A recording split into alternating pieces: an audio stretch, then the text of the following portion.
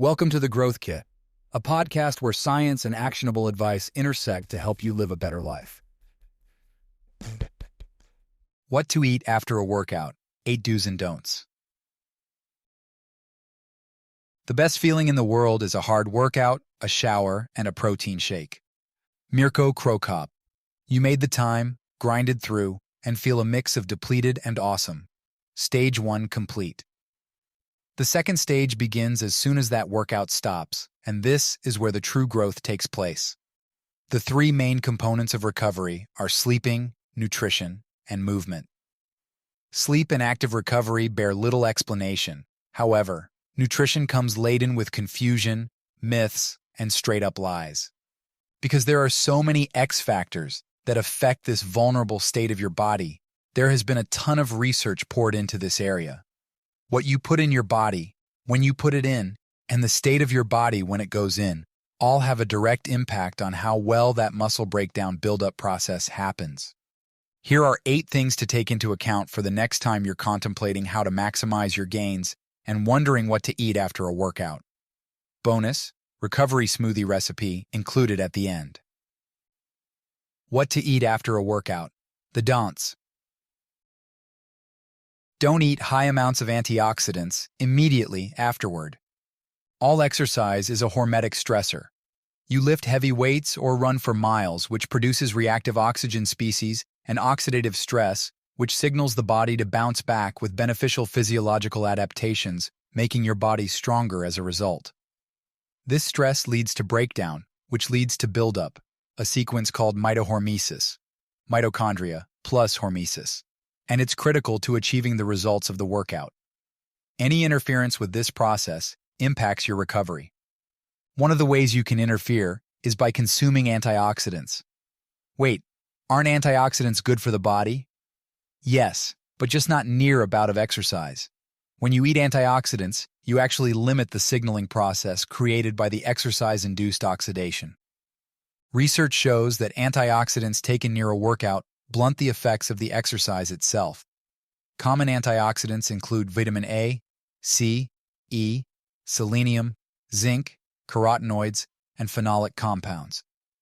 These antioxidants are most abundantly found in foods like berries, dark leafy greens, chocolate, beans, and multivitamins. While some antioxidants won't significantly impact your gains, high amounts will. As a rule of thumb, limit foods and supplements that are high in antioxidants until at least 4 hours after the workout. Don't worry about the anabolic window. The anabolic window is so pervasive that even grandma can tell you that getting protein within a 15 to 30-minute post-workout window is important for muscle repair and remodeling. But the science isn't nearly as convincing.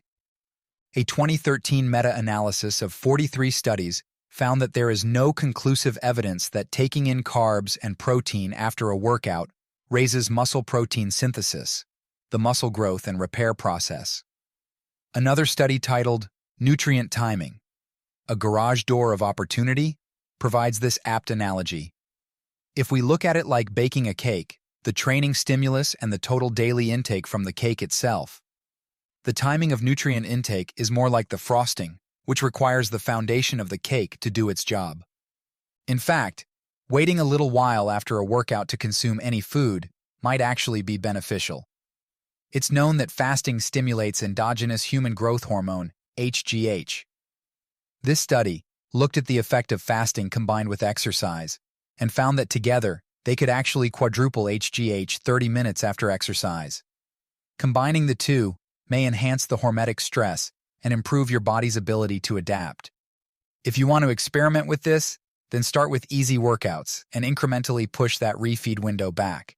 So while you don't need to chug protein as soon as you walk out the gym door, there are a few situations where it would be beneficial to get a protein and carbohydrate food source in shortly after the workout, such as when you're going to work out or compete again within the next 6 to 8 hours, when you're bulking, when you haven't eaten for an extended period prior to the workout.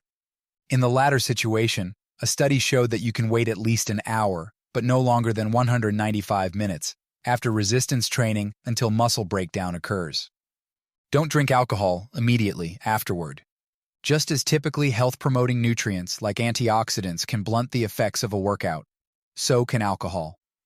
A 2014 study showed that drinking alcohol after a HIIT session reduced muscle protein synthesis by 37%. The group that had a protein shake before drinking had less of an effect, a 24% reduction. A systematic review of 16 studies on alcohol and exercise found that there is some good news with drinking after a workout. Turns out that having low-alcohol beers, 4% ABV, may be more effective at rehydration than water. The authors recommended that if you drink beers higher than 4% alcohol by volume, and especially if they're more than 23 ounces, then pair it with a non-alcoholic option.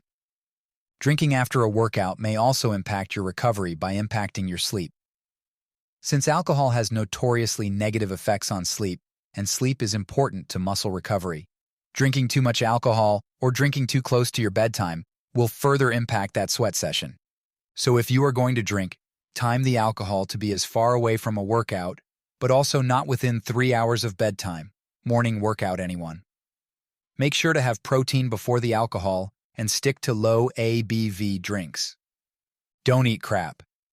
The convenience of a protein bar or drink is undeniable. It's portable, relatively cheap, and now you can buy flavors like birthday cake, cookie dough, and blueberry muffin. Who wouldn't want one? The issue is that most of the companies that make them are focused on their bottom line and not your health. To make these bars cheap and palatable, they rely on cheap and synthetic ingredients. The result is that you end up eating tasty bars with great packaging that accelerate your age, disrupt your gut and microbiome, spike your glucose, and leave you with higher levels of estrogen. Avoid bars that contain soy, sugar alcohols, seed oils, and high fructose corn syrup. Look for a bar with low sugar, high protein, and both recognizable and limited ingredients. Don't overthink it. If you're weighing your food or timing your smoothie down to the minute, you're overthinking it. This neuroticism leads to more stress, which ironically impedes the recovery process. This stress increases cortisol levels, promoting hypoglycemia and insulin sensitivity, and reducing muscle protein synthesis. Your body knows what it's doing. Odds are, you are going to adequately adapt to the stress you put on your body without any issues. Your job is to facilitate the natural response of the body and then get out of the way. Hit the low-hanging fruit by eating protein and carbs, drinking water, and doing some basic recovery over the next 24 to 72 hours, and trust the process. What to eat after a workout. The do's. Use creatine. The most researched supplement on the market is creatine. It has a host of benefits including improving muscle gains, muscle strength, lean mass, and recovery from exercise, as I highlighted in a post of my supplement regimen. One study showed that taking creatine with a carbohydrate drink showed significantly greater recovery from exercise, and also showed significantly lower creatine kinase, an enzyme used to detect muscle damage, levels up to 7 days after a workout. Another study supported the results with less muscle damage and improved strength after a workout consisting of squats, jumps, and sprints. And the cherry on top comes from a review of 22 studies on creatine and resistance training, which found that using creatine with lifting improves strength by an average of 8% across all studies and a maximum of 26% improvement compared to a placebo, which showed a 12% improvement. The research on whether it is best to take creatine before or after a workout is mixed. Take 5 grams of creatine daily. If that's too tough to remember, at least prioritize it on days you work out, Mix it into a smoothie you make the night before, recipe below, to have it at the ready for the next day's workout. Downregulate your nervous system.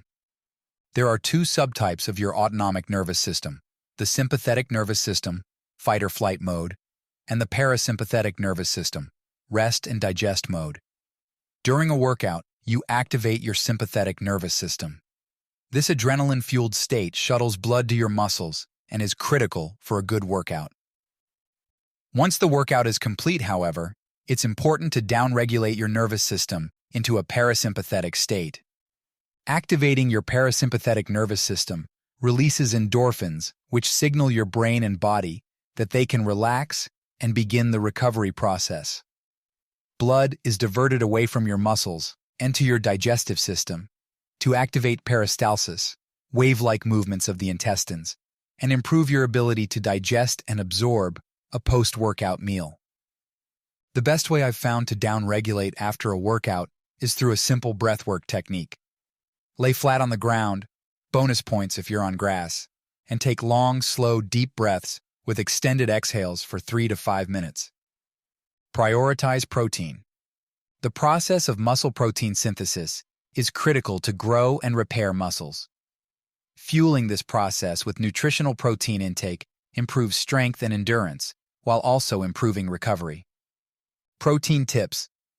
Shoot for a minimum of 0.8 grams per pound of body weight. The protein absorption ceiling exists, but it's not a simple 25 grams in a meal calculation. The individual bioavailability of protein depends on a number of things, including how active you are, how much muscle you have, and your age. Regardless, spread your protein out throughout the day. It doesn't matter if you have protein before or after a workout. Research shows they have a similar impact. Supplement as needed. Make sure to get the vast majority, or all, of your protein through food. But if you can't hit that, then consider a safe protein powder, such as one free from GMO, fillers, proprietary blends, etc. Check the show notes for what I use and recommend.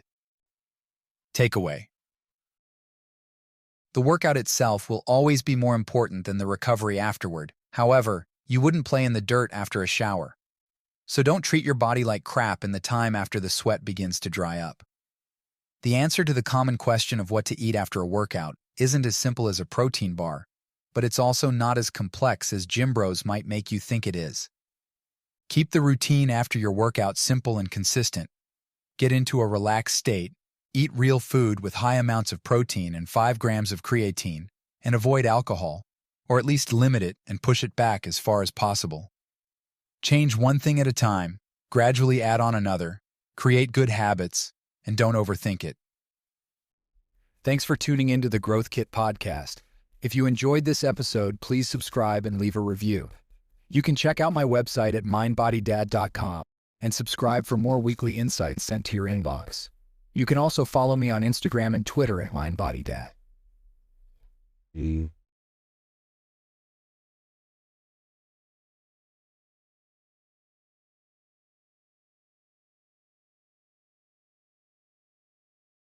Many of the links I share are affiliate links, which means I earn a small commission if you purchase through them.